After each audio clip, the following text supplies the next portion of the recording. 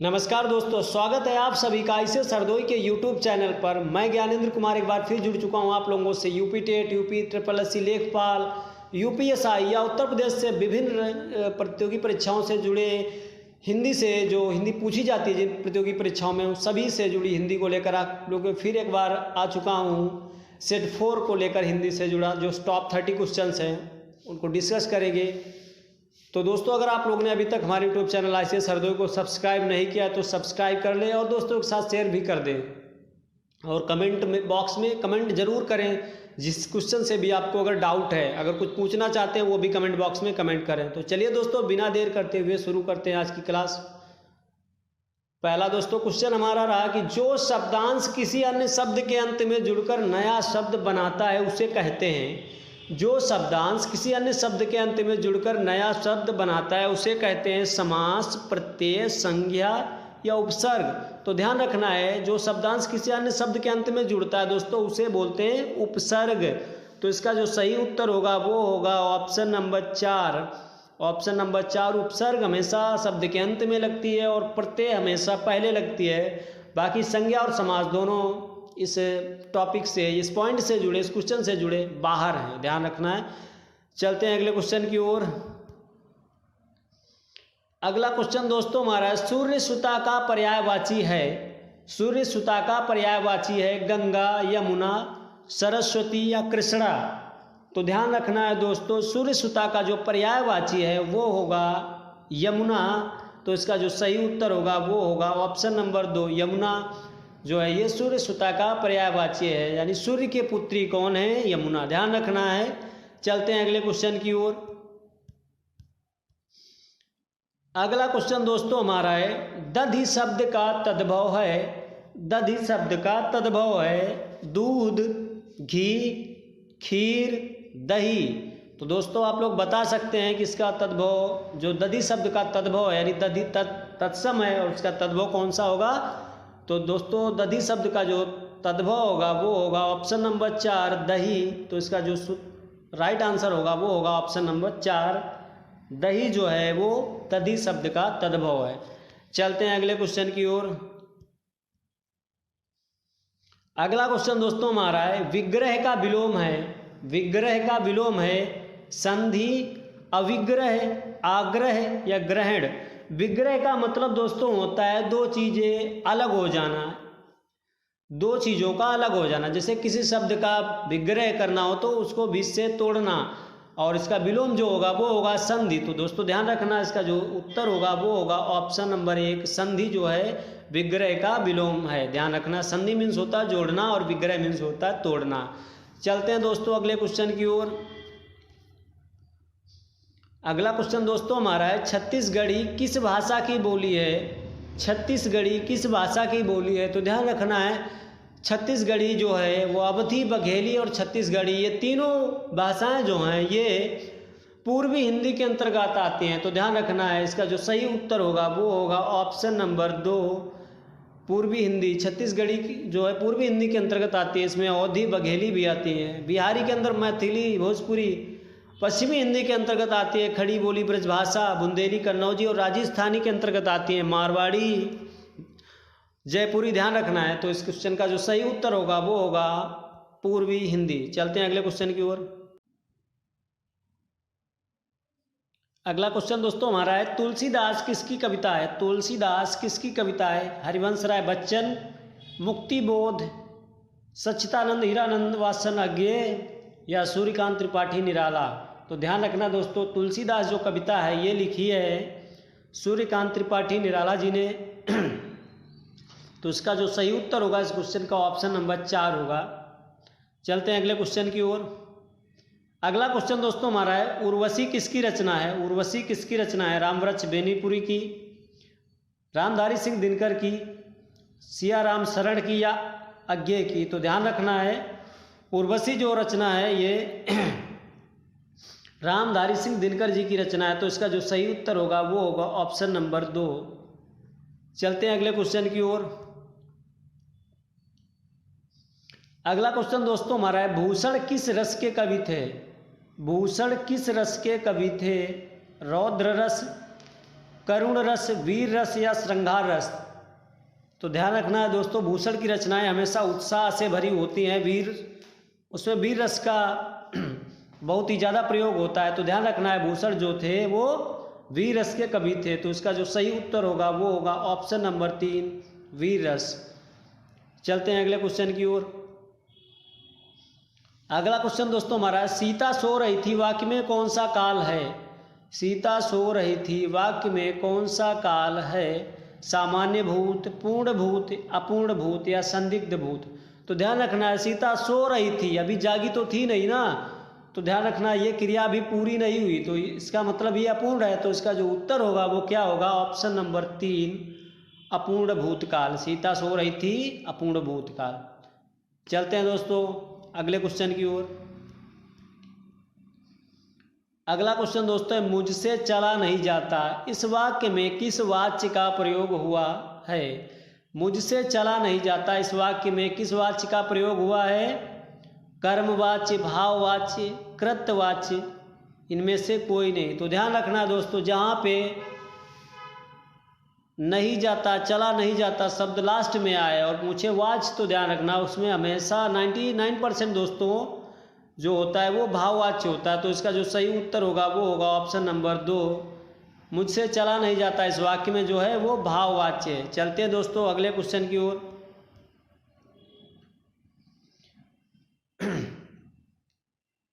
अगला दोस्तों शब्द है, क्वेश्चन है, अविकारी शब्द क्या होता है? अविकारी शब्द क्या होता है? संज्ञा, सर्वनाम, अव्यय या विशेषण। तो ध्यान रखना दोस्तों, दिए गए ऑप्शंस में से इस क्वेश्चन का जो सही उत्तर होगा वो होगा ऑप्शन नंबर 3, अव्यय जो है ये अविकारी शब्द होता है।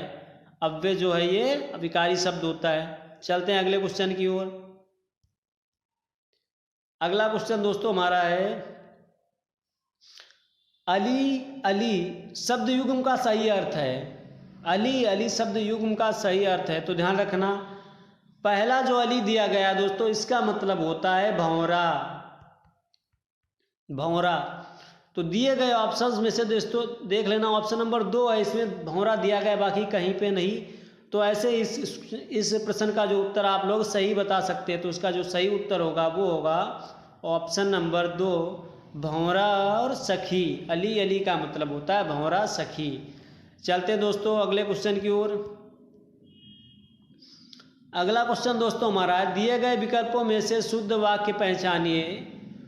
मोरों के पंख सुंदर होता है, मोर के पंख सुंदर होते हैं, मोर का पंख सुंदर होता है, मोरों के पंख सुंदर होते हैं। तो ध्यान रखना है, इसका जो सही उत्तर दोस्तों होगा वो होगा कि मोर के पंख सुंदर होते हैं। इसका जो सही उत्तर होगा ऑप्शन नंबर 2, मोर के पंख सुंदर होते हैं। चलते हैं दोस्तों अगले क्वेश्चन की ओर।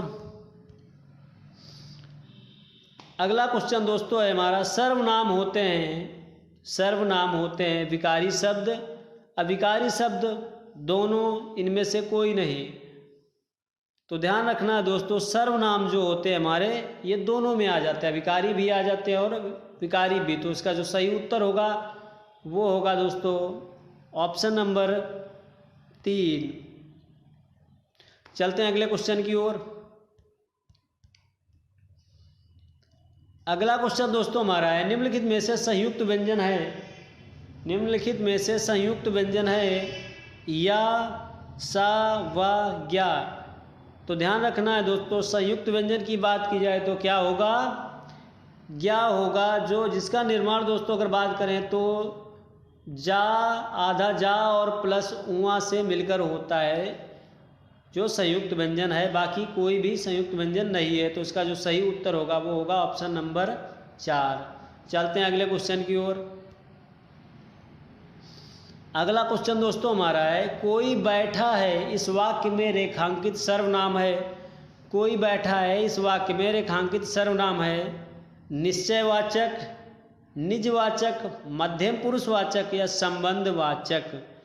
तो ध्यान रखना है, आई थिंक यहाँ पे दोस्तों ऑप्शंस में कुछ सही से नहीं ऑप्शन है। तो इसका अगर पूछा जाए कोई बैठा है तो यहाँ पे कोई निश्चित नहीं है दोस्तों। तो इसका जो सही उत्तर होगा वो होगा अनिश्चितवाचक, अनिश्चयवाचक। तो कोई ऑप्शन में नहीं है, तो ध्यान रखना इसका जो उत्तर होगा वो अनिश्चयवाचक सर्वनाम होगा। कोई बैठा है, यहाँ पे ऑप्शन जो है वो गलत लिखे हुए हैं, तो ध्यान रखना इसमें कौन सा होगा, अनिश्चयवाचक, यानी पता नहीं कौन बैठा है। ध्यान रखना है दोस्तों, इसका जो उत्तर होगा वो होगा अनिश्चयवाचक। चलते हैं अगले क्वेश्चन की ओर। अगला क्वेश्चन दोस्तों हमारा है, भरत मुनि ने किस रस को रस का दर्जा नहीं दिया है? भरत मुनि ने किस रस को रस का दर्जा नहीं दिया है? हास्य रस, करुण रस, शांत रस या वीर रस? तो ध्यान रखना है दोस्तों, इस क्वेश्चन का जो यानी इस प्रश्न का जो सही उत्तर होगा वो होगा ऑप्शन नंबर 3, शांत रस। शांत रस को जो है भरत मुनि ने रस का दर्जा नहीं दिया है। और शांत रस का अगर बात की जाए स्थायी भाव तो होता है निर्वेद। हास्य रस का स्थायी भाव हास्य होता है। करुण रस का स्थायी भाव शोक होता है। और वीर रस का स्थायी भाव उत्साह होता है। तो दोस्तों अगर आप लोगों को मेरे द्वारा दी गई जानकारी पसंद आ रही हो तो प्लीज़ हमारे YouTube चैनल आईसीएस हरदोई को सब्सक्राइब करना ना भूलें। और ऐसे ही वीडियोज़ के लिए हमारे साथ लगातार जुड़े रहे। हिंदी में अगर आप लोगों को मजबूत करनी है, कोई गलती हो तो कमेंट बॉक्स में ज़रूर करें ताकि हम अगले वीडियो में उसका सुधार कर सकें। चलते हैं दोस्तों अगले क्वेश्चन की ओर। अगला क्वेश्चन दोस्तों हमारा है, द्वंद्व समास में कौन सा पद प्रधान होता है? द्वंद्व समास में कौन सा पद प्रधान होता है? तो ध्यान रखना दोस्तों, द्वंद्व समास के अगर उदाहरण की बात की जाए तो आग और पानी, आग और पानी। तो दोस्तों यहाँ पे देखा हमने कि दोनों शब्द जो हैं अपने आप में प्रधान हैं। तो यहाँ पे इसका जो उत्तर सही होगा ऑप्शन नंबर 3 होगा दोस्तों, कि द्वंद्व समास में जो है दोनों पद प्रधान होते हैं, आग और पानी, राजा और रानी। तो ध्यान रखना ये सभी द्वंद्व समास के उदाहरण हैं। चलते हैं अगले क्वेश्चन की ओर। अगला क्वेश्चन दोस्तों हमारा है, सम्मति का संधि विच्छेद है। सम्मति का संधि विच्छेद है सम प्लस मति, सु प्लस मति, सन प्लस मति या सत प्लस मति। तो ध्यान रखना है दोस्तों, इसका जो सही उत्तर होगा वो होगा ऑप्शन नंबर 1, सम्मति का जो संधि विच्छेद होगा वो होगा सम प्लस मति। आई होप दोस्तों आप लोगों को वीडियो पसंद आ रहा होगा।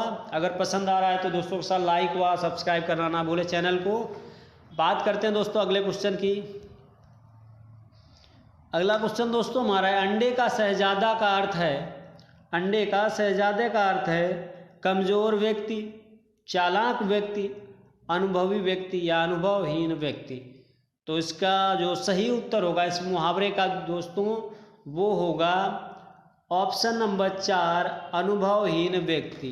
अंडे का शहजादा मतलब उसको ज़्यादा बाहरी ज्ञान नहीं है। तो ध्यान रखना इसका जो उत्तर होगा वो अनुभवहीन व्यक्ति होगा। बात करते हैं दोस्तों अगले क्वेश्चन की। अगला क्वेश्चन दोस्तों हमारा है, जहाँ धरती और आकाश मिलते दिखाई देते हों वाक्य के लिए सही शब्द क्या है? जहाँ धरती और आकाश मिलते दिखाई देते हों वाक्य के लिए सही शब्द क्या है? उपत्यका, पठार, पर्वत प्रदेश या क्षितिज। तो दोस्तों इस क्वेश्चन का जो सही उत्तर होगा वो होगा ऑप्शन नंबर 4, क्षितिज। जहाँ पर धरती और आकाश मिलते हुए दिखाई देते हैं उस बिंदु को क्षितिज बोलते हैं। चलते हैं दोस्तों अगले क्वेश्चन की ओर। अगला क्वेश्चन दोस्तों हमारा है, लक्ष्मण का एक अन्य पर्यायवाची शब्द है। लक्ष्मण का एक अन्य पर्यायवाची शब्द है लंकेश, सुमित्रा पुत्र, लोकेश या नरेंद्र। तो ध्यान रखना है दोस्तों, आपको पता ही होगा कि लक्ष्मण जो थे वो सुमित्रा के पुत्र थे, तो उसका यही पर्यायवाची शब्द भी है कि सुमित्रा पुत्र। तो इसका जो उत्तर होगा वो होगा ऑप्शन नंबर 2, सुमित्रा पुत्र जो है वो लक्ष्मण का पर्यायवाची है। लंकेश दोस्तों रावण का पर्यायवाची है। चलिए दोस्तों बात करते हैं अगले क्वेश्चन की। अगला क्वेश्चन दोस्तों हमारा है, निम्नलिखित में से कौन विराम चिन्ह का प्रकार नहीं है? निम्नलिखित में से कौन विराम चिन्ह का प्रकार नहीं है? निर्देशक, लाघव, उपदेशक या विवरण। तो ध्यान रखना है निर्देशक भी विराम चिन्ह का प्रकार है दोस्तों, लाघव भी है, विवरण भी है लेकिन उपदेशक नहीं है, तो इसका जो सही उत्तर होगा वो होगा ऑप्शन नंबर 3। उपदेशक जो है वो विराम चिन्ह का प्रकार नहीं है। चलिए दोस्तों बात करते हैं अगले क्वेश्चन की। अगला क्वेश्चन दोस्तों हमारा है, निम्नलिखित में से कौन सा वर्ण दंत्य नहीं है, यानी कौन सा अक्षर है जो दंत्य नहीं है। ता, दा, ला, या। तो अगर शुरुआत के तीनों अक्षर दोस्तों देखा जाए तो ऐसा लग रहा है कि दांतों से स्पर्श हो रहे हैं, दा, ता, ला, लेकिन या जो है वो अलग हो रहा है। तो इसका जो सही उत्तर दोस्तों होगा वो होगा ऑप्शन नंबर 4, या जो है ये दंत्य वर्ण नहीं है। तो चलते हैं दोस्तों अगले क्वेश्चन की ओर। अगला क्वेश्चन दोस्तों हमारा है, निम्न में से कौन सा शब्द देशज है। निम्नलिखित में से कौन सा शब्द देशज है। गोबर, घोड़ा, हल्दी या कटोरा। तो ध्यान रखना है दोस्तों, इस क्वेश्चन का जो सही उत्तर होगा वो होगा ऑप्शन नंबर 1। गोबर जो है ये देशज शब्द है, बाकी कोई भी दिए गए ऑप्शन में देशज शब्द नहीं है। दोस्तों अगर आप लोगों को वीडियो पसंद आ रहा हो तो हमारे चैनल को सब्सक्राइब करना ना भूलें और साथ ही लाइक करना भी ना भूलें और दोस्तों के साथ शेयर भी करें। चलिए बात करते हैं दोस्तों अब अगले क्वेश्चन की।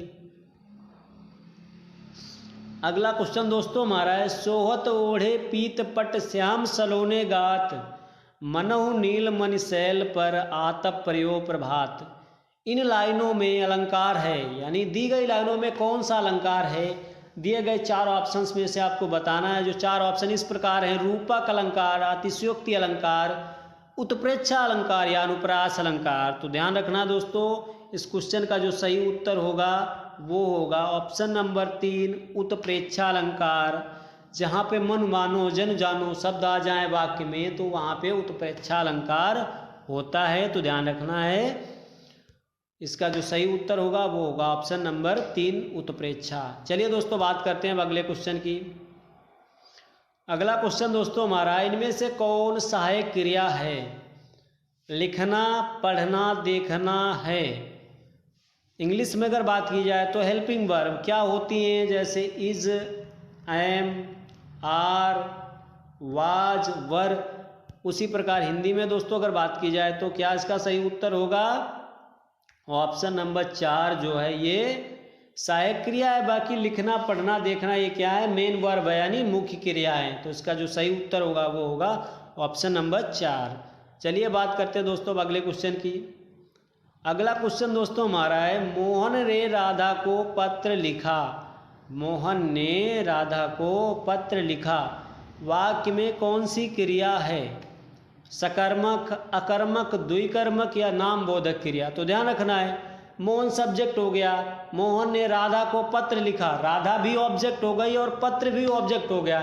तो यहाँ पे 2 कर्म हैं, एक कर्ता है। तो इसमें अगर बात की जाए कौन सी क्रिया है तो दोस्तों द्विकर्मक क्रिया है। इसका जो सही उत्तर होगा वो होगा ऑप्शन नंबर 3, द्विकर्मक क्रिया जो है। ध्यान रखना है, मोहन ने राधा को पत्र लिखा, तो कौन सा इसका सही उत्तर होगा ऑप्शन नंबर 3, द्विकर्मक। चलिए दोस्तों बात करते हैं अगले क्वेश्चन की। अगला क्वेश्चन दोस्तों है, मैंने यह काम कर लेना चाहिए। वाक्य में अशुद्ध भाग है। मैंने यह काम कर लेना चाहिए, वाक्य में अशुद्ध भाग है, अशुद्ध भाग है। मैंने यह काम कर लेना चाहिए, चारों ऑप्शंस दिए गए हैं। तो दोस्तों अगर बात की जाए शब्द के अनुसार कि अशुद्ध कौन सा है, तो मैंने की जगह यहाँ पे होना चाहिए मुझे। तो इसका जो सही उत्तर दोस्तों होगा वो होगा ऑप्शन नंबर 1, मैंने की जगह मुझे होना चाहिए। तो ध्यान रखना, आई होप दोस्तों आप लोगों को समझ में आ गया होगा इसका सही उत्तर क्या है, ऑप्शन नंबर 1। चलिए बात करते हैं दोस्तों इस सेट की लास्ट क्वेश्चन की, सेट 4 के लास्ट क्वेश्चन की, टॉप 30 क्वेश्चंस का 30वां क्वेश्चन आपकी स्क्रीन पे ये है, मदनाष्टक किस कवि का काव्य ग्रंथ है। मदनाष्टक किस कवि का काव्य ग्रंथ है।